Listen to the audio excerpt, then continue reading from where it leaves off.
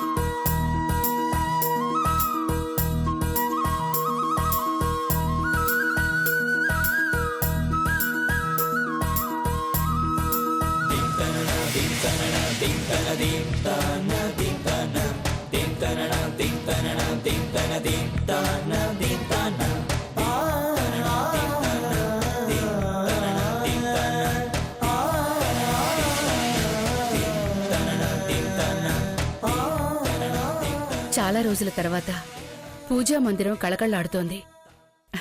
ఆ దీపపు వెలుగుల్లో ఆ దేవుడి చిరునవ్వు చూస్తుంటే మనసు ప్రశాంతంగా ఉందమ్మా. ఆ దీపపు వెలుగుల్లాగే ఈ ఇంటి మనుషుల మనసుల్లో వెలుగులెప్పుడు చూస్తాను. త్వరలోనే చూస్తారత్తయ్య. నీ నోటి మాట ఫలించి అదే గనక జరిగితే ఆ శ్రీశైల మల్లికార్జునుడికి పొర్లుదండాలు పెడతానమ్మా. జానకి, మొదటిసారి ఇల్లు నాకు ఇల్లులా కనబడుతుంది. ఇన్నాళ్ళు ఉంటున్నానని పేరుకే కాని ఈనాడు ఇది ఇల్లులా నాకు కనిపించలేదు. విజయ్, బూచు పట్టినంత మాత్రాన ఇల్లు భూత్ బంగ్లా కాదు. శుభ్రం చేసుకుంటూ పోతే ఆ ఇల్లే భూతల స్వర్గం అవుతుంది. ఒకప్పుడు స్వర్గంలాగానే ఉండేదమ్మా. కొందరి స్వార్థం కోసం ఈ ఇంటిని నరకంగా మార్చేశారు. మనిషి తలుచుకుంటే నరకాన్ని కూడా నందనవనంగా మార్చొచ్చత్తయ్య. ఆ మనిషివి నువ్వేనని నాకు తెలుసు జానకి. అందుకే ఆ తల్లి నా ప్రార్థనలు మన్నించి మహేష్ చంద్ర భూపతి గారు నీ పేరు మీద రాసిన డాక్యుమెంట్స్ బయట పెట్టించి నిన్ను మా ఇంట్లో అడుగుపెట్టేలా ఆశీర్వదించింది.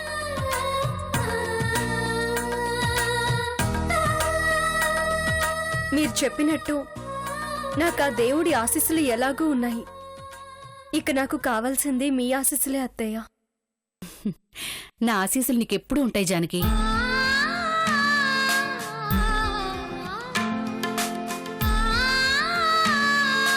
నందిని,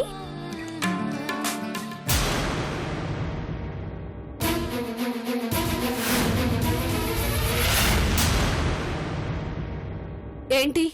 హారతి తీసుకో. నాకు అలవాట్లేదు.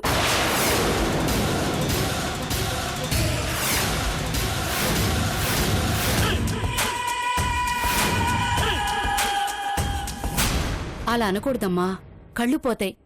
దేవుడు హారతి కళ్ళకద్దుకో. హారతి అద్దుకోకపోతేనే కళ్ళు పోతాయా? మరందరి కళ్ళు కప్పి తప్పు చేసిన వాళ్ళకేమీ పోలేదే. బాగానే ఉన్నారుగా మన కళ్ళ ముందే.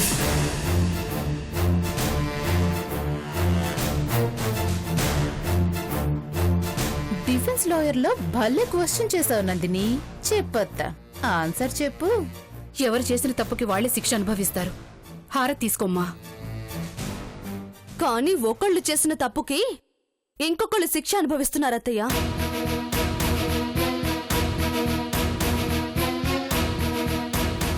ఆర్గ్యుమెంట్ అద్దరింది నందిని. ఇంకా అత్త దగ్గర నో ఆన్సర్. ఇప్పుడు అవన్నీ ఎందుకులేమ్మా? ఎందుకంటారేంటత్తయ్య? తప్పు చేసిన వాళ్ళు తడిబట్టలతో మడి కట్టుకుని దేవుడికి పూజ చేసినంత మాత్రానా చేసిన పాపం పోదుగా?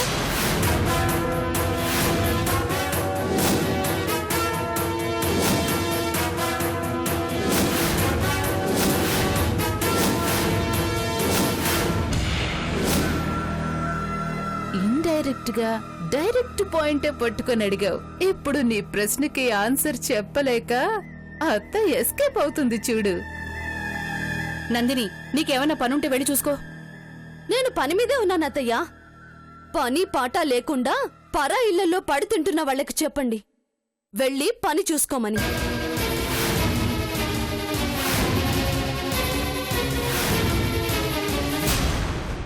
అబ్బా, లాగి చెంప మీద కొట్టినట్టు ఏం చెప్పావు నందిని.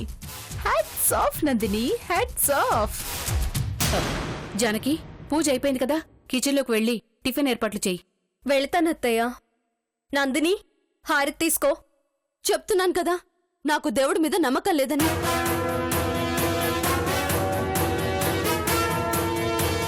మొగుడు మీద కూడా నమ్మకం లేదు.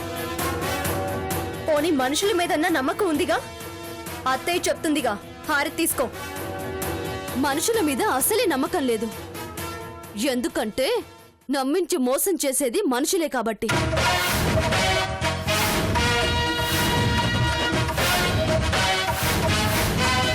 నీ మాటల సునామీలో చిక్కుకున్న జానకి ఊపిరాడక ఉక్కిరి బిక్కిరవుతుంది. అబ్బా, నాకిప్పుడెంత ఆనందంగా ఉందో. ఎవరి మీద కోపమో దేవుడి మీద చూపించుకు. తీసుకో నందిని.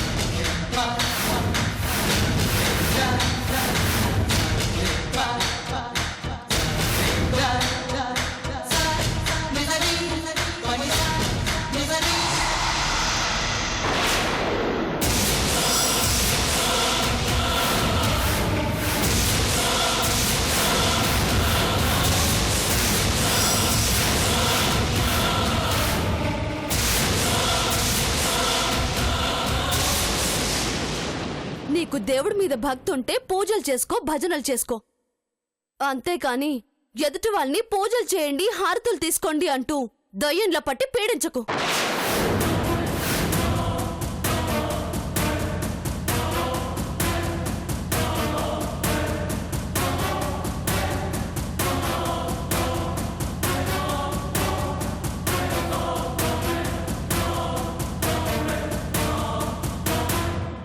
సునామీ వస్తే ఇలాగే ఉంటుంది జానకి. సునామీని దూరంగా నిలబడి చూడాలే కాని దగ్గరికెళ్ళి మాట్లాడకూడదు.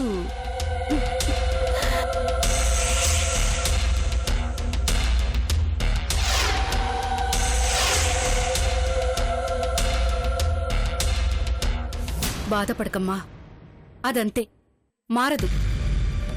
భర్త బతికుండగానే ఫోటోకి దండేసి భర్త కట్టిన మంగళసూత్రాన్ని గోడకి వేలాడదీసింది. అలాంటి దానికి దేవుడి మీద భక్తి ఎలా ఉంటుందమ్మా? మన పిచ్చిగాని.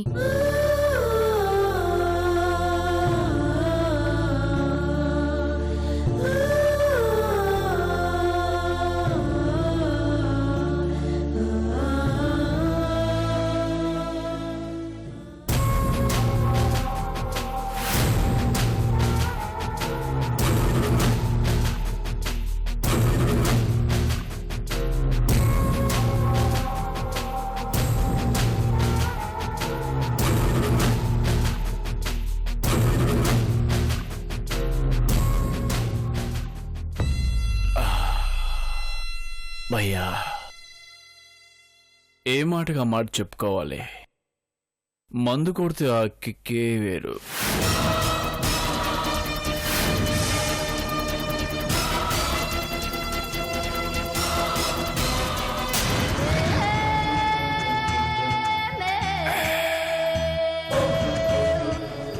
తాగేటప్పుడు హాట్గా ఘాటుగా ఉన్నా లోపలికి వెళ్ళిన తర్వాత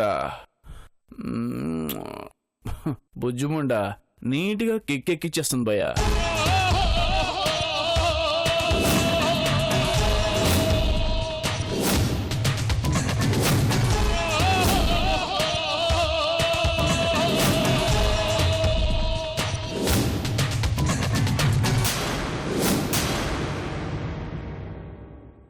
మన లక్కు బాగుండి మల్లేశ్వరం లేదు, ఉందనుకో ఈ కిక్ రాదు. ఒక్కసారి చూడరా.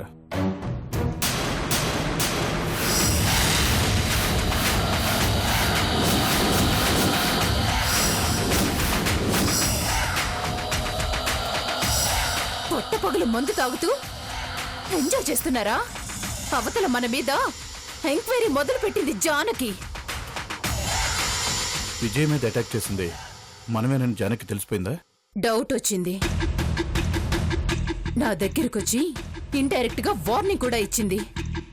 భయా, ఎంతైనా జానకి బ్రిలియంట్ భయా. ఆవకాయ మొక్క చూసి ఆ మామిడికాయ ఏ ఊరితో కూడా చెప్పగలదు. నా ముందు జానకిని పొగిడితే పేగులు తీస్తాను.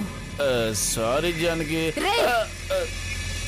సారీ మల్లేశ్వరి, కిక్లో టంగ్ స్లిప్ అయింది.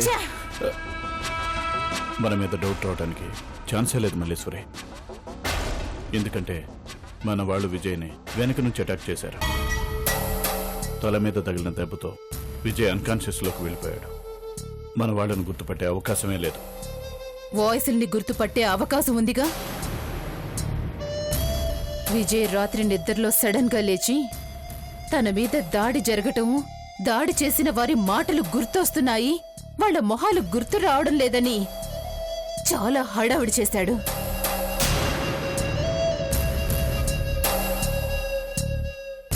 దాంతో జానకి డౌట్ వచ్చి నా దగ్గరకొచ్చింది.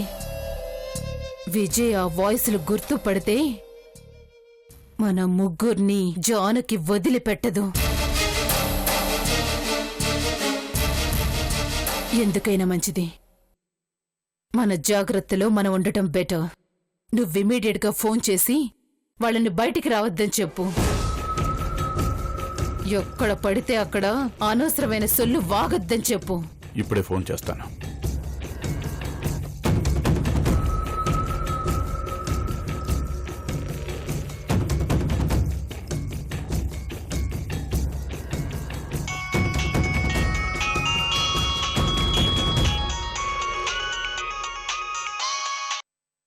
నమస్తే భయ్యా, ఏంటి ఇప్పుడు చేసావు? రేయ్, నువ్వెక్కడున్నా వెంటనే మన ప్లేస్కి వచ్చే, నీతో మాట్లాడాలి. ఏం భయ్యా, కొత్త డీల్ ఏమైనా ఒప్పుకున్నావా? ఇక్కడికి వస్తే అన్ని డీటెయిల్గా చెప్తాను. Come fast. ఓకే భయ్యా, 10 నిమిషాల్లో నీ దగ్గర ఉంటాను. మల్లేశ్వరి, వాళ్ళని నేను మేనేజ్ చేసి కంట్రోల్లో ఉంచుతాను. నువ్వు కంగారు పడకు. జానకి ఎప్పుడు ఏ స్టెప్ తీసుకుంటుందో అబ్జర్వ్ చేస్తూ ఉండు. నేను టచ్లో ఉంటాను. అలాగే రుద్ర, వీడితో కూడా కాస్త జాగ్రత్తగా ఉండు. తాగితే వాగుతుంటాడు, చాలా అలర్ట్గా ఉండాలి. నో ప్రాబ్లం మల్లేశ్వరి, నేనున్నానుగా. అదే నా ధైర్యం. Be careful. కదా.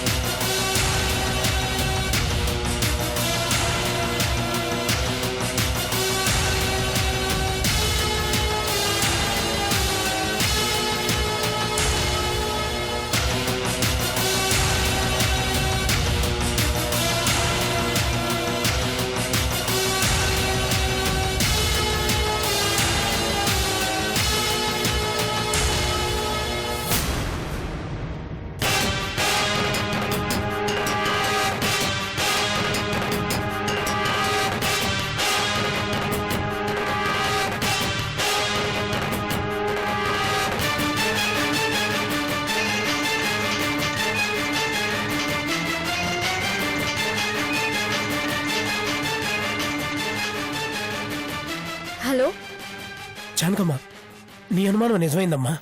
మల్లేశ్వర రుద్ర సూర్యులతో కలిసి ఉంటూ నా కళ్ళతో నేను చూశానమ్మా. వాళ్ళు లోపల చాలాసేపు మాట్లాడుకున్నారు. ఏం మాట్లాడుకున్నారో విందామనుకున్నాను, కానీ నన్ను చూస్తారన్న భయంతో దూరంగా ఉండిపోయానమ్మా. ఇప్పుడు మల్లేశ్వరి అక్కడే ఉందా? లేదమ్మా, ఇప్పుడే కారెక్కి ఎక్కడికో వెళ్ళిపోయింది. రుద్ర సూర్యులు మాత్రం లోపలే ఉన్నారు. ఎంతకీ నువ్వెక్కడున్నావు? మణికొండ అవుట్కట్స్లో ఉన్నానమ్మా. సరే, నువ్వు అక్కడే ఉండు. నేను ఇప్పుడే బయలుదేరి వస్తున్నాను. అలాగేనమ్మా.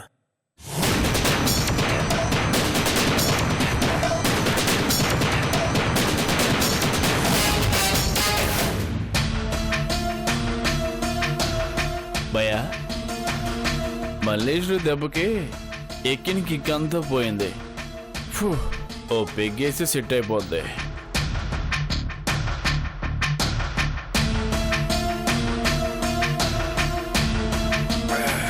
అయినా అదేంటి భయ్యా, మల్లేశ్వరి ఎప్పుడు వచ్చినా అపర మహంకాల్లాగా నా మీద పడుతుంది. దిస్ ఇస్ టూ మచ్ భయ్యా.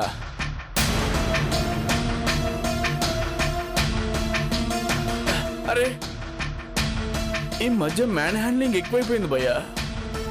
అసలు నా గురించి ఏమనుకుంటుంది భయ్యా? నువ్వేనా చెప్పు భయ్యా. పెయిన్స్ తట్టుకోలేకపోతున్నాను భయ్యా. రై, నువ్వు కరెక్ట్గా ఉంటే మల్లేశ్వరం నీ మీద ఎందుకు రైజ్ అవుతుంది?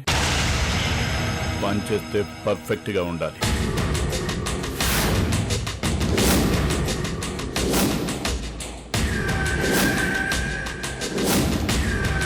నమస్తే భయ్యా, ఏంటి అర్జెంటుగా రమ్మన్నారు? నువ్వు నీ బ్యాచ్ ఓ నెల రోజుల పాటు సిటీ వదిలి ఎక్కడికైనా దూరంగా వెళ్ళిపోండి. మళ్ళీ నేను చెప్పేంత వరకు సిటీలోకి ఎంటర్ కాకూడదు. యాంటీగొండా స్క్వాడ్ ఏదైనా సిటీలోకి దిగిందా భయ్యా? డీటెయిల్స్ అవసరమా? చెప్పింది చెయ్యి. పరిస్థితులు బాగాలేవు, అందుకే చెప్తున్నాను. అలాగే భయ్యా.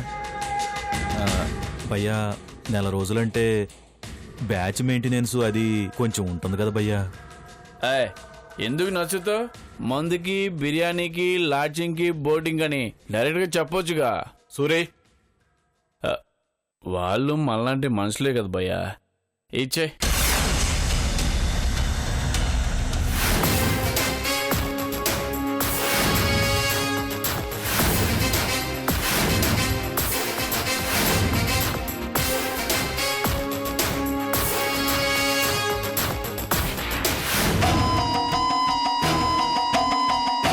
వస్తాను భయ్యా.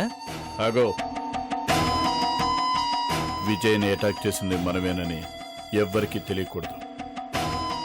తెలిసిందో నువ్వు హార్ట్ అటాక్ వచ్చిపోతావు.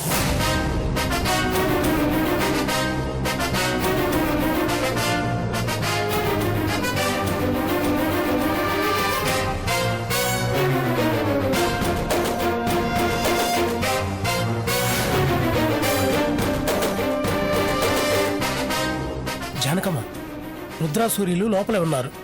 నువ్వు సరిగ్గా చూసావా? చూశానమ్మా, ఇల్లే. సరే పద, లోపలున్నారేమో చూద్దాం. వస్తాను భయ్యా.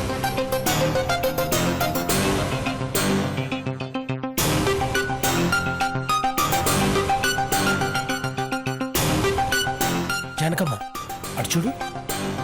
అతనెవరో ఇందాక నేను చూసినప్పుడు లేడు. వీడిని ఫాలో అయితే విజయ్ అటాక్ కి సంబంధించిన క్లూ ఏమైనా దొరుకుతుందేమో.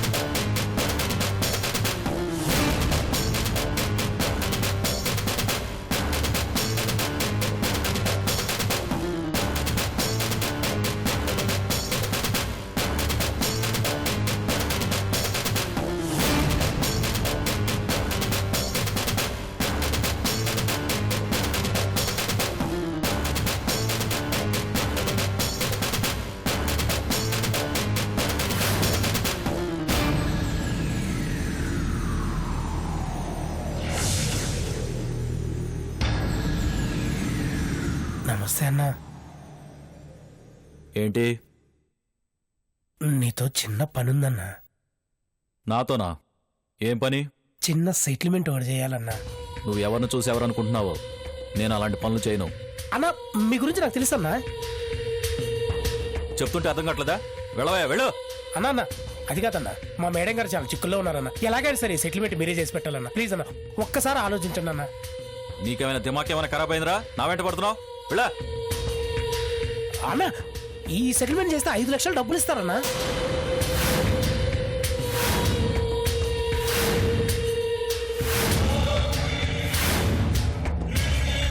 ఏమన్నావు?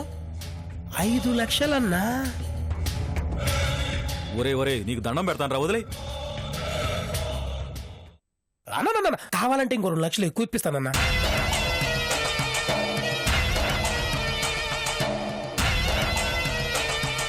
ఎంత అన్నావు? 2 అన్నా. మొత్తం ఎంత? 5, 2, 7 అన్నా. లక్షలేగా? స్పాట్ క్యాష్ అన్నా.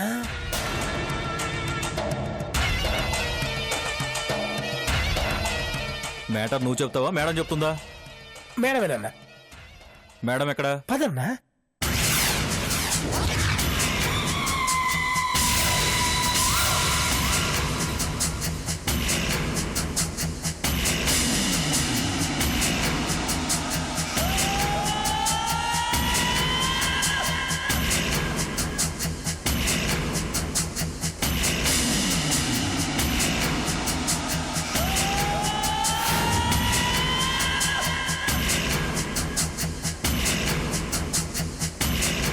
ఇంకా ఎంత దూరం అయ్యా? అన్న ఇక్కడేనన్నా. ఎక్కడా? ఈ స్ట్రైట్ వెళ్ళి ఆ డౌన్ దిగా లెఫ్ట్ తీసుకుంటే అక్కడేనన్నా. పోనీ అన్న.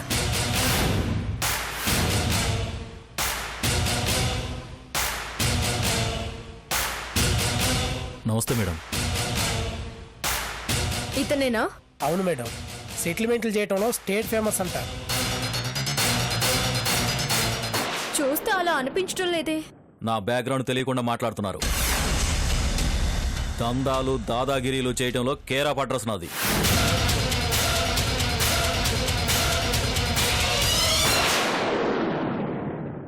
ఏంటి జానికి ఇది? ఆ మంగళసూత్రం నందిని మెళ్ళో కట్టు. ఇప్పుడెందుకమ్మా? భార్య మెళ్ళో తాళి కట్టే అవకాశం భర్తకి 2 సార్లే వస్తుంది. ఒకటి పెళ్ళప్పుడు, రెండోది షష్ఠి పూర్తప్పుడు. మళ్ళీ మిమ్మల్ని ఒకటి చేయటం కోసమేనేమో.